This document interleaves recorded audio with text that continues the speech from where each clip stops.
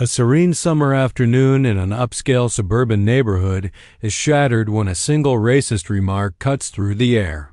The antagonist's arrogance fills the scene, confident in her control, while the protagonist's quiet dignity stands in sharp contrast. A symbolic action escalates the tension, and a powerful line flips the mood, ending with a chilling cliffhanger. "We don't allow people like you to take over our street." Her voice cracked slightly, but the smirk on her face said otherwise. Sunlight poured over the manicured lawns, bouncing off polished SUV hoods, while white roses lined the pathways toward the backyard where music hummed gently. Guests in colorful dresses and tailored suits were laughing, chatting, clinking glasses of champagne. But on the far edge of the property line, Mrs. Eleanor Briggs stood, a cordless phone clutched in one hand, the other hand resting on her hip, as if she owned not just her home, but the block itself.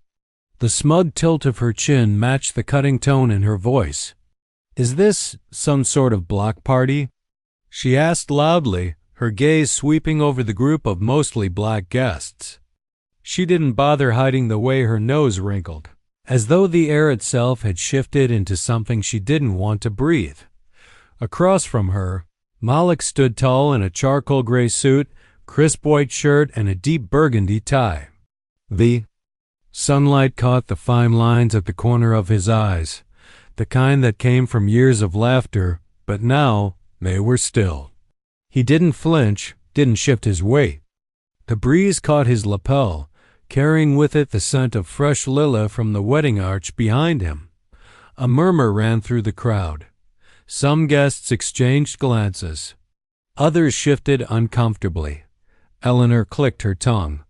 "I'll just make a quick call," she said, raising the phone to her ear. "I'm sure the police will want to know why there's 100 strangers blocking traffic and blaring." She didn't finish the sentence. Malik's hand, calm and deliberate, reached into his inside pocket. For a tense moment, every pair of eyes followed the movement. Slowly, he pulled out a wedding invitation, ivory cardstock with gold-embossed lettering, and held it up between them like a shield. Her lips curled. "An invitation doesn't mean you belong here." Malik smiled faintly, though there was no humor in it. "No," he said softly, "but it does mean this belongs here." He turned slightly, gesturing toward the aisle lined with white ribbons, the floral arch swaying gently in the warm air. She scoffed and pressed the phone harder to her ear. "Yes, there's some sort of disturbance on Ashford Lane," she said, loudly enough for half the yard to hear. "Send someone quickly." A champagne flute clinked against the edge of a table. Somewhere in the distance, a camera shutter clicked. Malik's voice cut through the murmurs. "You might want to think this through." Eleanor tilted her head. "And why's that?" The breeze shifted. The music faded into the background. Malik slipped the invitation back into his pocket, stepped forward until there were only 2 feet between them, and said, "Because today, I'm not just the groom." Her brow furrowed. A police siren wailed faintly in the distance, growing louder. "I'm also your mayor." The color drained from her face as the siren's pitch rose. Somewhere behind her, the first police cruiser rounded the corner. The sirens slowed as they approached Ashford Lane, fading into the steady hum of idling engines. A hush spread through the backyard like a ripple across still water. The soft rustle of silk dresses and murmured voices filled the gap the music had left behind. Mrs. Eleanor Briggs straightened her posture, smoothing the front of her beige blouse, as if preparing for a magazine photo shoot. "Finally," she muttered under her breath. "We'll get this mess sorted out." Her lips twitched upward in anticipation. Malik stayed where he was, hands clasped loosely in front of him, the sunlight painting gold edges along his dark skin. His bride, Liana, stood a few steps behind him, her ivory gown shimmering in the afternoon light, her eyes locked on his. She didn't speak, but the faintest nod passed between them, a silent pact to let the truth walk in on its own. Two officers stepped out of the first cruiser. One, a young man with neatly pressed navy blues and a square jaw, scanned the scene with measured eyes. The other, a woman with silver hair pulled into a bun, adjusted her duty belt and started toward the fence. Eleanor wasted no time. She marched forward, heels clicking against the driveway. "Officers, thank goodness you're here," she called, her voice pitched high enough to carry across the yard. She gestured sharply toward Malik. This gathering is completely out of control. Strangers blocking the road, loud music, and she hesitated, letting her gaze flick deliberately over the crowd. "Well, you can see for yourself." The younger officer's brow furrowed slightly, but he didn't interrupt. The silver-haired officer glanced at the guests, then at the decorated arch, the rows of white folding chairs, and the champagne flutes lined neatly on linen-covered tables. "Ma'am," she said, her voice calm but firm, "this looks like a wedding." "It's not the wedding that's the problem," Eleanor snapped. "It's the people throwing it. They don't live here." "There," she dropped her voice, but not low enough, from outside the neighborhood. A few gasps rippled through the guests. Malik's jaw tightened, but his eyes remained steady. He could feel the weight of every glance, every unspoken question pressing in from all sides. The younger officer shifted his stance. "Whose property is this?" Malik stepped forward slowly. "Mine," he said, his voice clear and unhurried. "I bought it last year." Eleanor laughed, a sharp, brittle sound. "That's ridiculous. This house belonged to the Hendersons for 30 years. "There's no way. I closed in April," Malik said, cutting her off gently. "Paperwork's on file at City Hall." The silver-haired officer's eyes narrowed, studying his face. Something flickered there, a recognition she didn't name. Eleanor wasn't ready to let go. She waved a dismissive hand. "Regardless, there are rules about events like this. Noise ordinances, parking restrictions. You can't just—" Malik's smile was faint, almost imperceptible. "I'm aware of the ordinances, Mrs. Briggs. I wrote them." Her head tilted in confusion, but before she could reply, the silver-haired officer took a half-step back, her eyes locking with Malik's. "Sir," she asked carefully, "would you be Mayor Malik Carter?" A murmur broke through the crowd. Liana's fingers tightened around her bouquet. Eleanor's lips parted, but no sound came. Malik inclined his head. "Yes, ma'am." The younger officer's posture straightened immediately, his voice carrying a note of respect. "Mr. Mayor." "Congratulations, sir." Eleanor's breath hitched audibly.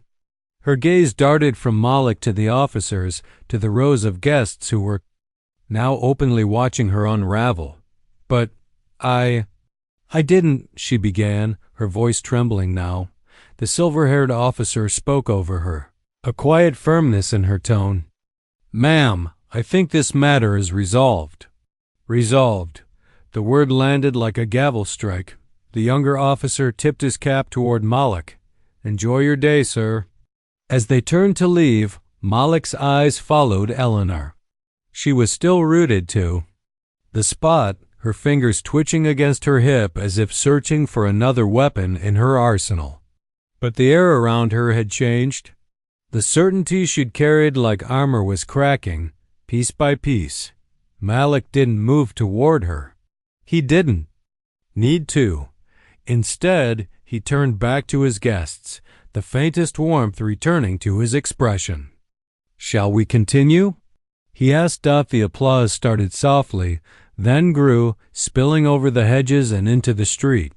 From the corner of his vision, Malik saw Eleanor retreat toward her porch, but not before catching the eyes of her neighbors, who were watching now with something other than amusement, something closer to judgment.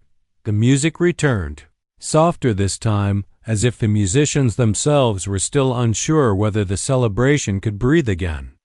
A gentle rhythm from the string quartet drifted through the warm air, mixing with the scent of vanilla from the towering wedding cake at the edge of the patio.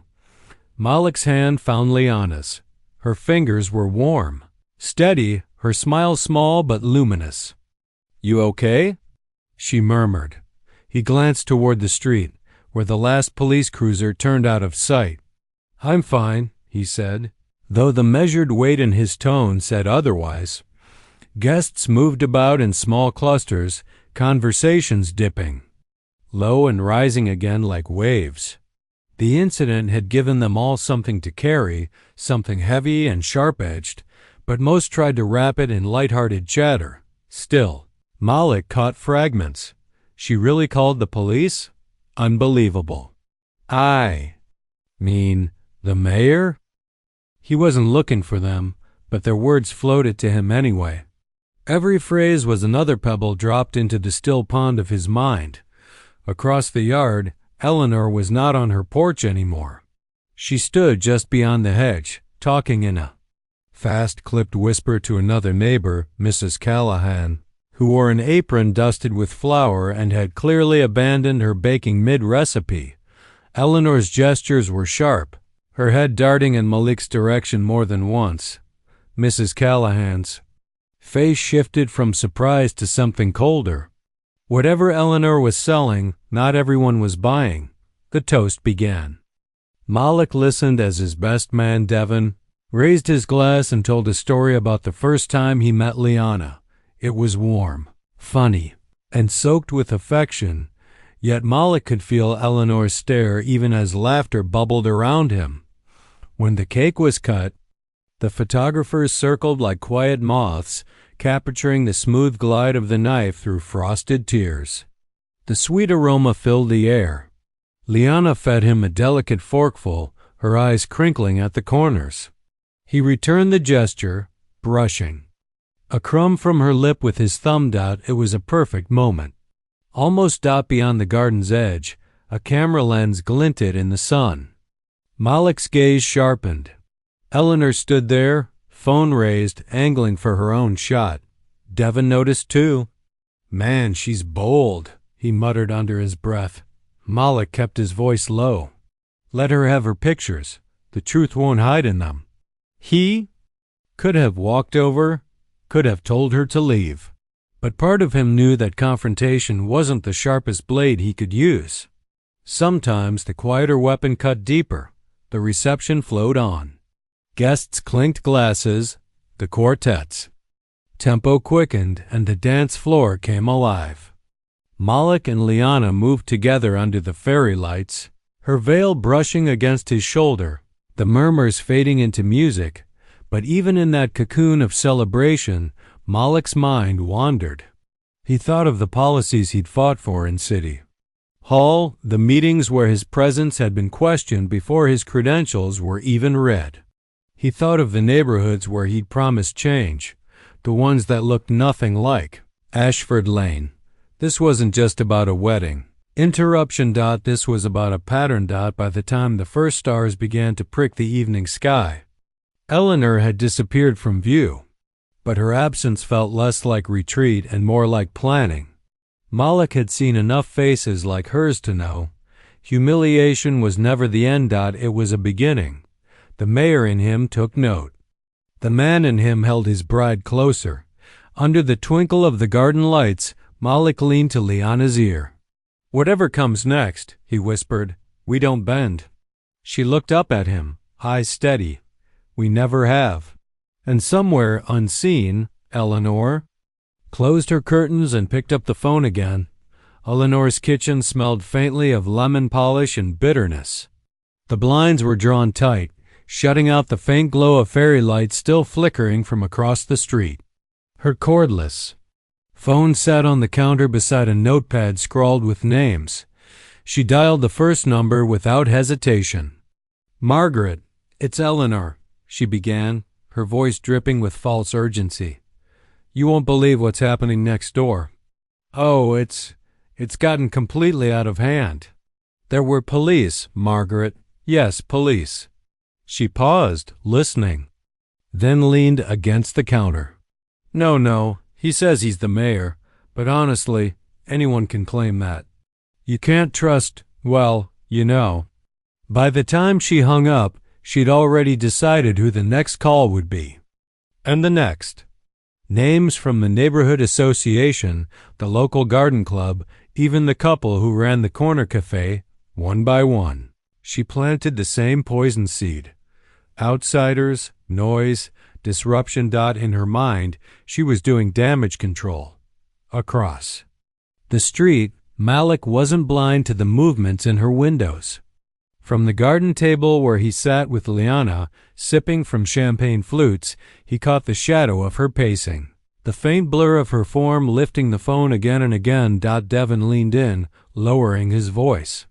She's making calls. Malik nodded. Slightly, but his gaze didn't waver from Liana's smile. Let her. You're not going to shut it down? Devin asked. Not tonight, Malik replied. Tonight's hers if she wants it. But tomorrow. He let the words trail off, the corner of his mouth curving in something between amusement and certainty. The wedding rolled on. The band replaced the quartet, their notes spilling into the night air. Children darted between tables, chasing each other with sparklers. Guests danced in loose circles, laughter rising like a warm tide. But at the far edge of the celebration, Malik kept one eye on the quiet war brewing. He'd been in politics long enough to know that sometimes the fight didn't start with an argument. It started with a whisper. Eleanor's calls carried through the evening. Her voice shifted depending on who picked up. Outrage for some, concern for others, a feigned weariness for the rest. She played the role of the vigilant neighbor, the one looking out for the street's character. By the time she set the phone down for the last time, her throat was dry and her notepad full of check marks. She believed she had shaped the narrative before it could turn on her, but she hadn't noticed one thing. People had seen the police leave without action. They'd seen the handshake between Malik and the silver-haired officer. They'd seen Eleanor's face lose its smugness in real time. Perception, Malik knew, was a tricky thing to steer once the crowd had witnessed the truth. Later that night, after the last song had faded and the final guest hugged them goodbye, Malik walked to the edge of his driveway. The air was cooler now, the hum of cicadas replacing the music. Across the street, Eleanor's house stood dark except for the faint glow of her kitchen light. He didn't knock. He didn't call. He simply stood there for a moment, his hands in his pockets, his gaze steady on her drawn blinds. Then he turned and went inside. It wasn't surrender. It was strategy. Because Malik understood something Eleanor didn't. Battles won in silence often echoed the loudest. And tomorrow, the echo would begin. Morning sunlight poured through the tall windows of Malik and Liana's kitchen, spilling across the polished oak table where two coffee mugs steamed side by side. The air still carried the faint scent of flowers from last night's arrangements, and the living room was dotted with unopened wedding gifts. Malik's phone buzzed, but he didn't check it immediately. Instead, he folded the morning paper and slid it across to Liana. Front page. Local section, Mayor Carter marries in Ashford Lane ceremony. Beneath the headline, a color photograph showed Malik and Liana under the floral arch, both smiling. The caption reading simply, "No incidents reported." Liana's smile grew. That's one way to start a week. Malik took a slow sip of coffee before finally glancing at his phone. 3 missed calls from Devin, a text from his chief of staff, and a handful of emails from local reporters. "They're already asking for quotes," he said. "And you'll give them one?" she asked. He nodded, setting the mug down. "But not from my desk." By mid-morning, Malik was walking the short stretch from his home to the neighborhood cafe. He wore no tie, just a crisp white shirt with the sleeves rolled neatly to his elbows. People noticed. Some glanced quickly away, Others offered nods or small waves. Inside the cafe, the usual hum of espresso machines and low chatter shifted when he entered. A few heads turned. A couple in the corner whispered. Malik didn't address the wedding directly.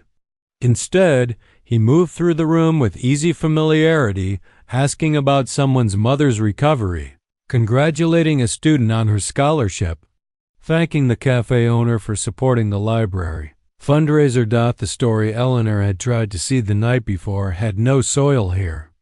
Every interaction Malik had was a quiet reminder of who he really was, and how absurd her narrative would sound in contrast. By the time he left, 3 people had asked about the ceremony, all warmly, none with suspicion. Across the street. From the cafe, Eleanor stood near the mailbox, sunglasses on, holding her small terrier on a leash. She kept her chin high, but her knuckles whitened around the leash handle as Malik approached. "Morning, Mrs. Briggs," Malik said evenly.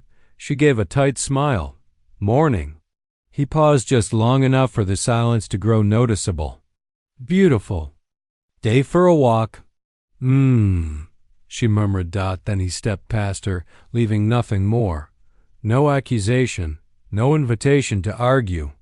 Just the kind of polite civility that makes a false story with her. Back at City Hall that afternoon, Malik's chief of staff, Valerie, entered his office with a tablet in hand. "The local paper wants an official comment about yesterday," she said. Malik leaned back in his chair. "Draft something simple.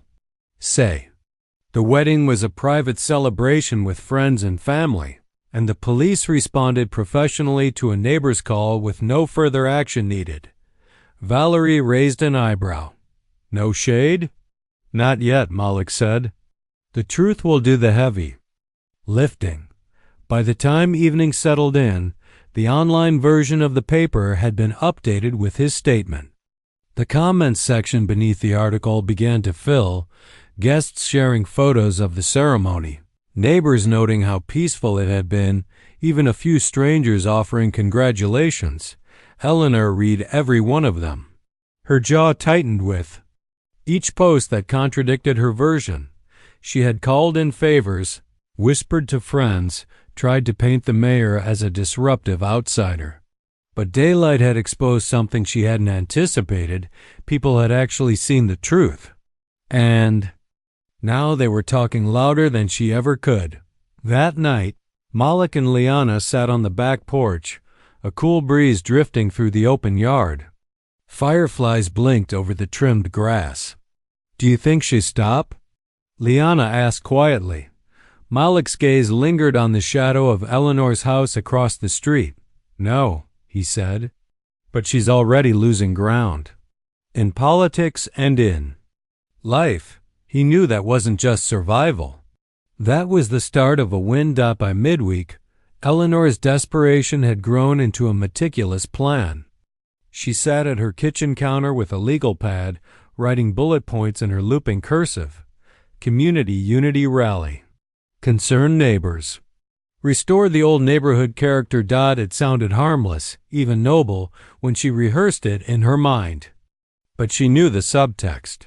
She'd invite select residents, coax the conversation toward how things have changed, and drop Malik's name in just the right places. Her terrier barked from the front hallway as the mail slot clinked.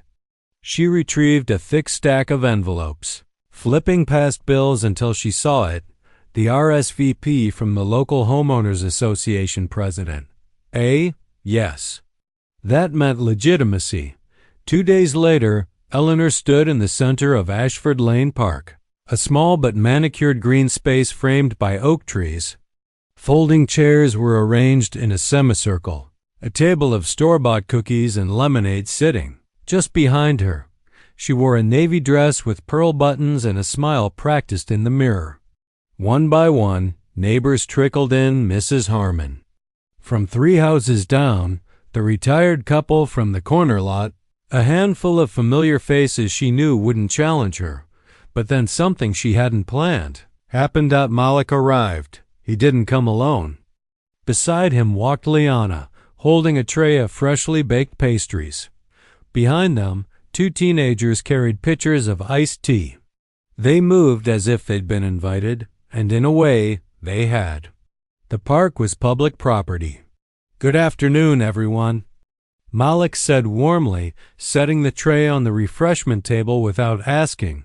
Eleanor's throat tightened. "Mayor Carter," she said with a brittle smile. "What a surprise." "I heard there was a neighborhood gathering," Malik replied, his tone light. "Thought I'd stop by. Always good to listen to what matters to folks." He took a seat in the front row. The other chairs quickly filled around him, the arrangement Eleanor had imagined shifting without her consent. When she began her speech, her words didn't land the way they had in her rehearsals.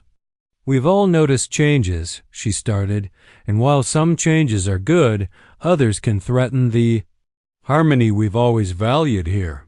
A teenager in the back pulled out a phone and started recording. Eleanor noticed but pressed on. "Our traditions, our safety, they're worth protecting." Malik didn't interrupt, but his gaze was steady, attentive, almost too calm. When Eleanor paused to sip water, he leaned forward slightly. "If I may," he said, "I'd love to hear what specific changes people feel are hurting the neighborhood." The silence that followed was heavier than she expected. A few people shifted in their chairs. No one spoke. Mrs. Harmon cleared her throat.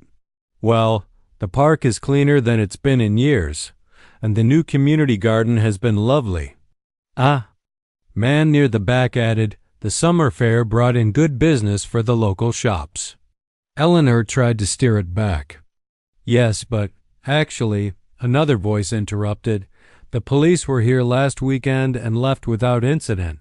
It was reassuring in a way."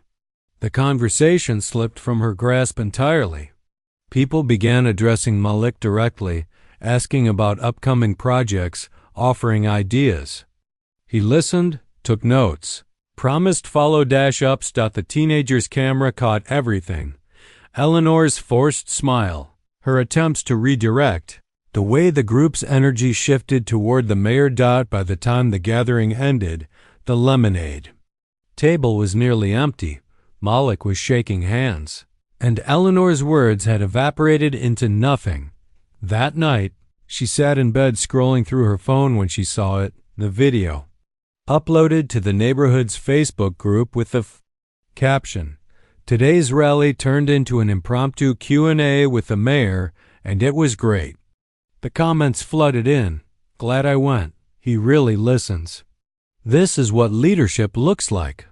One comment, from someone she didn't recognize, cut deeper than the rest. "I thought this was supposed to be a complaint session. Guess there wasn't much to complain about." Eleanor set her phone down, her pulse racing. She had tried to stage the scene. Instead, she had handed Malik a spotlight, and he'd stood in it effortlessly. Outside her window, she could see the mayor's porch lights still on. A faint sound of laughter carried across the quiet street. It wasn't just that she'd lost this round. It was that her moves were starting to look like exactly what they were, moves. And people were beginning to notice. The band's music floated back into the warm evening air, but it carried an awkward hesitance, like the notes themselves were glancing over their shoulders. Guests tried to laugh, tried to dance, but every movement felt laced with an awareness that moments ago, the celebration could have turned into a tragedy. From the far edge of the lawn, the white neighbor, Janet Kellerman, clutched her wine glass so tightly her knuckles whitened. Her expensive smile was gone, replaced by a thin, twitching line. She pretended to scroll through her phone, but her eyes kept darting toward the police cruiser that still idled at the curb. Mayor Elijah Brooks stood in the soft amber glow of string lights, speaking quietly with the police chief. His posture was calm, but his voice carried a quiet authority that drew the attention of anyone within earshot. Every sentence was precise, deliberate, and laced with a restraint that made the chief's jaw tighten. "You know," Elijah said, his eyes fixed on the chief, There's a reason my father taught me to never raise my voice. It's because when you speak softly, people lean in and they hear every word. The chief gave a short, stiff nod. It's a misunderstanding, he muttered. We'll clear it up. Oh, you'll do more than that, Elijah replied, his tone still smooth. You'll explain to my guests why their joy was interrupted. And you'll explain to me why a 911 call about a suspicious gathering warranted 2 squad cars and hands on holsters. Across the lawn, Janet shifted uncomfortably. The officers had stopped talking to her. They weren't even glancing her way now. One of them, a younger cop with sharp eyes, was scribbling something in a small notebook.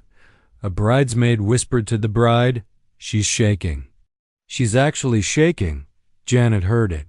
She spun on her heel and walked toward the buffet, trying to mask her unease with forced small talk to no one in particular. But the murmurs around her grew quiet, sharp threads of conversation weaving through the crowd.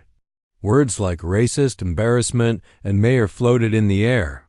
Impossible to ignore. Elijah moved slowly, intentionally, through the reception.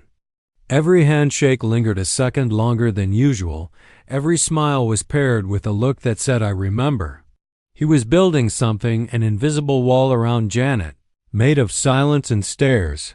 The police cars finally pulled away, but the damage was already in motion. The mayor's speech would come later. For now, it was the whispers that worked best. Janet's confident, HOA president armor was cracking. She could feel it. She could hear it. And she knew, without anyone saying it, that the real reckoning hadn't even begun. The scent of rosemary chicken and warm bread wafted through the marquee as the guests settled for dinner. The clink of cutlery and the rustle of gowns filled the air, but there was an unspoken anticipation beneath the normal sounds. Everyone was waiting to see what the mayor would do. Elijah Brooks sat at the head table beside his bride, their hands intertwined. His face was relaxed, but his eyes were measuring the room, tracking every movement like a chess player 3 moves ahead. Across the aisle of tables, Janet sat with her husband Alan, who was whispering something through clenched teeth. Janet kept nodding sharply, sipping her wine, refusing to meet Elijah's gaze. Halfway through the meal, Elijah rose slowly, lifting his champagne glass. The chatter dimmed, replaced by the faint crackle of the microphone as he stepped toward the center of the marquee. "I want to thank you all," Elijah began, his voice carrying warmth that seemed genuine, yet every syllable felt sharpened at the edges, "for being here, for sharing in our joy, for standing in the face of unexpected interruptions." The crowd chuckled lightly, but all eyes flicked toward Janet. She froze, her fore covering mid-her. "You see," Elijah continued, "some folks in our community believe they can measure who belongs here and who doesn't by the color of their skin, the sound of their music, or the size of their laughter." The words landed like quiet stones dropped into a still pond. No anger in his tone, no shouting, just calm truth, spoken in a way that couldn't be argued. "And to those people," he said, his gaze now locked directly on Janet, "I say this. The only thing louder than our music tonight is our unity." The marquee erupted in applause. Janet forced a smile, but her hands trembled as she set her glass down. Alan muttered, "Just eat." But she couldn't. Her throat felt like sandpaper. Elijah took a sip of champagne. Then, almost casually, added, "Oh, and for anyone who doesn't know, my office is open to all citizens, even the ones who think they own the street." It was surgical. No name mentioned, no direct accusation, yet everyone knew exactly who he meant. The applause swelled again, this time joined by laughter. Not cruel, but knowing. Janet's shoulders curled inward. She felt smaller than she had in years. She stared at her plate as guests at nearby tables leaned together, whispering with a mix of pity and satisfaction. When Elijah sat back down, The energy in the tent had shifted.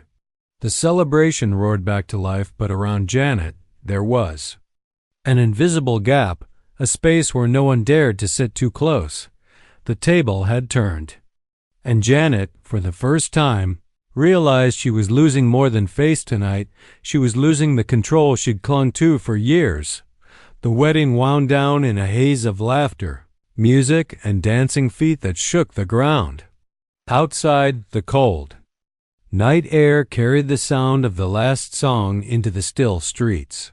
Janet and Alan walked briskly to their car, avoiding eye contact with anyone lingering outside the marquee. The engine's hum was the only sound for a few blocks. Alan drove in silence, his jaw tight. Janet stared out the window at the dark houses, each one feeling like a pair of unseen eyes. When they reached home, the porch light flicked on automatically. Janet stepped inside and exhaled, thinking the walls might give her some comfort, but even here, she felt exposed. Alan went straight to bed without a word. She wandered into the kitchen, poured a glass of water, and caught her own reflection in the dark window. She didn't look like the confident woman who'd called the police earlier that day. She looked cornered. That night, she slept in fragments, each dream interrupted by the sound of distant applause or Elijah's calm voice echoing in her head. By morning, the whispers had begun. When she opened her front door to collect the paper, Mrs. Lawson from across the street was walking her dog. Usually cheerful, Mrs. Lawson only nodded stiffly and kept moving. Janet glanced down at the folded newspaper and froze. On the front page of the local section, a large photo showed Elijah and his bride smiling on the dance floor. The caption read, "Mayor's wedding overcomes attempted police interruption." The article didn't mention her by name, but the description, neighbor complaint regarding disturbance, was enough for anyone on the block to piece it together. As she stood there, a car rolled by slowly. Inside, two teenage boys stared at her, then burst into muffled laughter before driving off. Janet retreated inside, slamming the door harder than she meant to. Her phone buzzed messages from friends, but not the kind she wanted to see. One read, "Was that really you they're talking about?" Another, "Janet, you might want to lay low for a while." By noon, she didn't even want to leave the house. But the world was already moving without her. At the grocery store, she overheard two cashiers talking. "Did you hear about the wedding thing?" "Yeah, turns out it was the mayor. Man, that neighbor must feel stupid." They didn't notice Janet standing just 3 aisles away, gripping her cart until her knuckles went white, walking back. To her car, she caught sight of a flyer taped to a lamppost, an invite to Elijah's community BQ next weekend. The smiling photo of the mayor with kids around him burned in her vision. She knew what it meant.